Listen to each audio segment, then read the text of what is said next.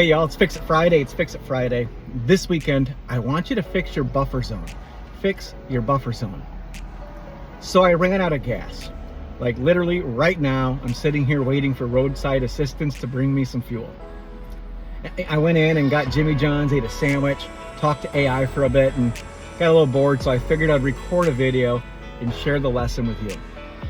I left my house to drop my son off at the airport, and when I did, I saw how many miles were remaining in the car. It estimated about 65 miles.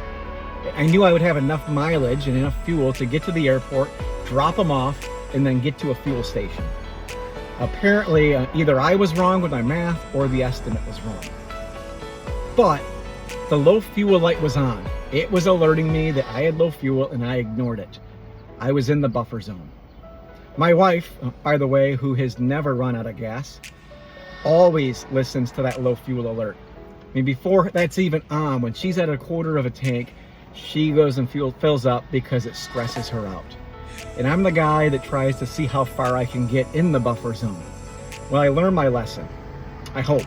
By the way, this is not my first time, it's my third. But it's my first time in about 25 years and hopefully my last. Because I've learned that when you're in the buffer zone, you're taking on risk. You know, there could be risk that the estimate was wrong. There could be risk that your math was wrong. There could be all sorts of other risks when you're in the buffer zone. So I think it's important not to ignore the warning signals when you're in the buffer zone. It doesn't matter what it is. It could be a project. It could be a technology project. You know, it could be anything in life.